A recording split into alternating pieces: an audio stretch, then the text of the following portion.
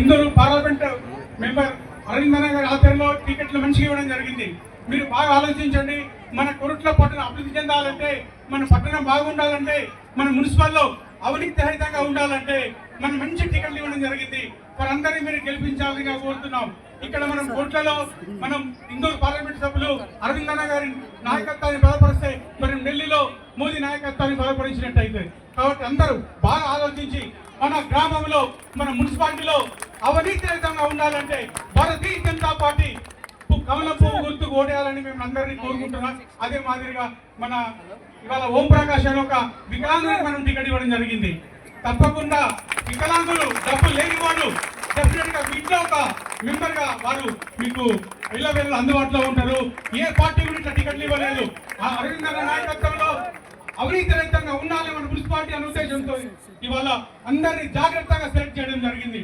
అరవింద్ నాయకత్వంలో రాబోయే municipal election లో మనం జెండా ఎగరాలని మేము అందరినీ ఆశిస్తూ కోరుకుంటూ తప్పకుండా మన మున్సిపల్ మీద కమలం పువ్వు జెండా ఎగరేయాలని నేను ఆశిస్తున్నా కోరుకుంటున్నాను.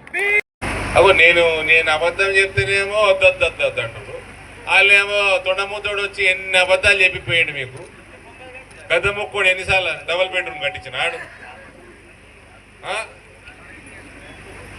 అసలు ఏ బెడ్రూమ్ లో వండాలనో అంత అర్థమైతలేదు మీకు. అన్ని బెడ్రూమ్ ఇల్లు కట్టించింది మీకు, ఇందిరమ్మ ఇల్లు కదా. ప్యాలెస్లు కట్టించాడు. ప్యాలెస్లు ఏమంటారు? రాజా ఏంటంటారు? ప్యాలెస్లు ఏమంటారు? రాజ్మహల్, రాజ్భవన్ కట్టించినాడు.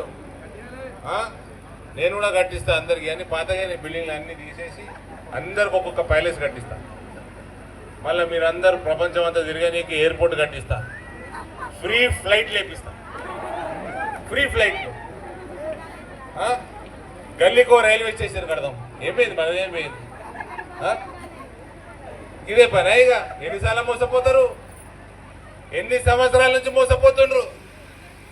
2014 వెళ్ళి డబల్ బెడ్రూమ్లు అయితేనే ఉన్నాయి. చెప్పండి. 5 కోట్ల ఇల్లు కట్టిండు అని చెప్తే మీకు. నేను అసెంబ్లీ ఎన్నికలలో చెప్తే, మీకు పార్లమెంట్ ఎన్నికలలో చెప్తే నరేంద్ర మోడీ 5 కోట్ల ఇల్లు కట్టిండు. మీ గూగుల్ చూసుకోండి, మీ ఫోన్లు ఉన్నాయి మీ అందరికీ. చూసుకోండి అంటే చూసుకోలే. 5 కోట్ల ఇల్లు అయినాయి. అద్దా ఇల్లు అద్దా.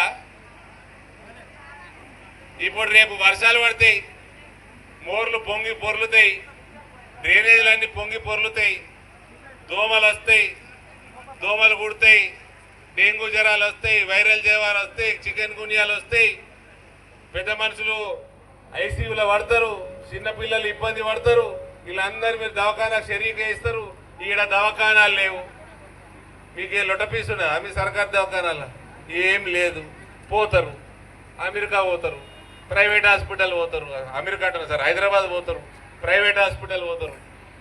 ఆడ ఫీజు ఆడ బిల్లులు కడతారవా, లక్షలు లక్షలు అయితే కట్టుకుంటారు. శ్రీకాంత్ గారికి, తాళ్లపల్లి శ్రీనివాస్ గౌడ్ గారికి, నల్లా లావణ్య గారికి, సంధ్యా రాణి గారికి, కస్తూరి లక్ష్మీనారాయణ గారికి, మేకల గణేష్ గారికి, సుధవేణి కీర్తన గారికి, నేమూరి కళ్యాణ్ గారికి, దామా రాజేష్ గారికి, వీళ్ళందరి తరఫున ఇవాళ మీ అందరి ముందర మీ ఓటు కోసమే రావడం జరిగింది. కోరుట్ల నాకు ఇక్కడ సమస్యలు నాకేం తెలియని కాదు.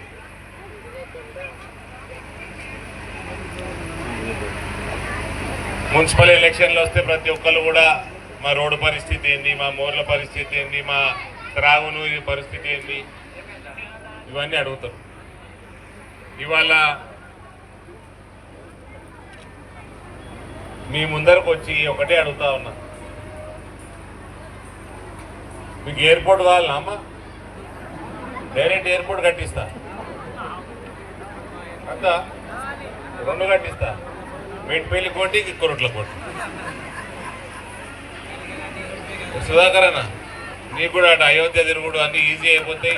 కొరుట్లకి వెళ్ళి గల్ఫ్ దేశాలలో మస్తు మంది ఉంటుంది. ఒక్కటి సరిపోతా ఎయిర్పోర్ట్ కొరుట్లకి? అవో నేను చెప్తేనేమో మీరు అద్దెంత అంటున్నారు. మరి గద్దముక్కోడు, పొట్టోడు, ఈ తొండమూతోడు వచ్చి 4000 ఇచ్చిందా? 4,000 రూపాయలు ఇచ్చినాడు మీకు పెన్షన్. తులం బంగారు పెట్టిండా? రైతులకు రుణమాఫీ ఇచ్చిండా? రైతు బంధు ఇచ్చిండా? నిరుద్యోగ వృత్తి 4,000 ఇచ్చిండా? అందరికి ఉద్యోగాలు ఇచ్చినాడు. టీచర్ ఉద్యోగాలు మెగా డిఎస్సి పెట్టి 6 నెలల ఉద్యోగాలు భర్తీ చేస్తానని ఇచ్చిండా? పిల్లగాళ్ళకి చదువుకోనికే విద్యా కమిషన్ పెట్టి 10 లక్షల రుణము ఇంట్రెస్ట్ ఫ్రీ రుణం ఇస్తానని ఇచ్చిండా? అమ్మాయిలు ఉన్నారు ఇక్కడ అందరూ నాకు జవాబులు చెప్తున్నారు. మీ అందరు స్కూటీలు ఇప్పించినాడు చదువుకునే అమ్మాయిలకి. వాళ్ళని ఎక్కించుకొని పోయి నన్ను కొరుట్లలో వాగ్దానాలు. కొరుట్లలో టీచర్ ఉద్యోగాలు చేస్తూ ఉన్నారు. మెగా డిఎస్సి పెడతాం. మెగా డిఎస్సి అట, మామూలు డిఎస్సి కాదు. మెగా డిఎస్సి పెట్టి 6 నెలల్లో భర్తీ చేస్తాం అన్నాడు. ఏమై 2 సంవత్సరాలు 6 నెలలు టీచర్లు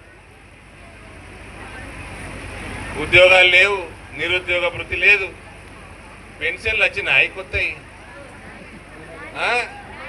అవు అక్కలు చెప్పురి నవ్వుతాండ్రు. మోసపోతారా మళ్ళా?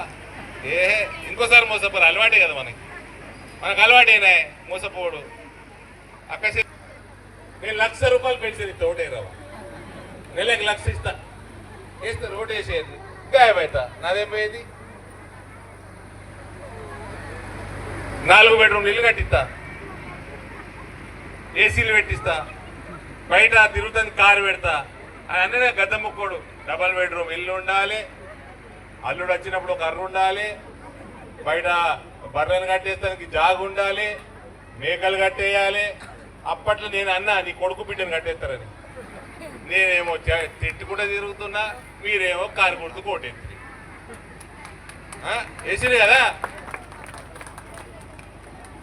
చెప్పురి నేను కట్టిస్తా, 4 బెడ్రూమ్ ఇల్లు కట్టిస్తా, 2 కార్లు పెడతా బయట, 2 కార్లు. అలా మళ్ళీ పెట్రోల్ వేసుకుంటే ఇంటికో పెట్రోల్ పంప్ పెడతా. వేస్తారా ఓటు? ఏడిపోయినాయి 70 కోట్లు, 40 చిల్లర అవి, 17 ఇవి, 60 కోట్ల రూపాయలు ఏడిపోయినాయి. ఎందుకున్నది మీకు మంచినీళ్ళు ఇబ్బంది, ఇంకా ఎందుకున్న డ్రైనేజీలు ఇబ్బంది, రోడ్ల ఇబ్బంది, దోమలు ఇబ్బంది, ఆరోగ్య బీమాలు లక్షల రూపాయలు ఎక్కొడుతున్నారు, ఇల్లు కట్టిస్తలేరు. ఎన్నడండి ఎన్నడూ కళ్ళు తెరుస్తాం మళ్ళీ ఇవన్నీ వాగ్దానాలు మన దేవుళ్ళ మీద ఒట్టేసి చెప్పుడు.